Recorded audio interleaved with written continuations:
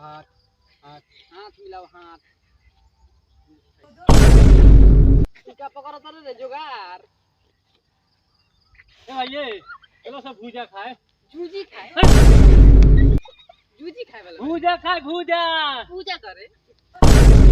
ए साला भूजा खाए चलो भूजा खाए बेंगवा का दुकान में पूजा करेला कहा तारा ए भाई ई साला पहिरा पहिरे बा ओइला मारा पहिले एकरा के ए ना सुनाता कहत चल भूजा खाए रमलेशवा के दुकान में रमलाल छके कौन है यो रामलाल ता कौन है टीम बिना ई साला पागल कर दियो हां जन पोखरा में बेंगो पुई पुई बोला लगा अरे बेंगवा जो भूजा बेचला चलो सब भूजा खाए जूजी खाए अपना बाबू का बियाह करावे जा तरह ने अनर साले चला रास्ता बता है ने चला बाबू के आन भइले चला गोड़ अपना बाबू कौन जात रह रास्ता के नहीं रे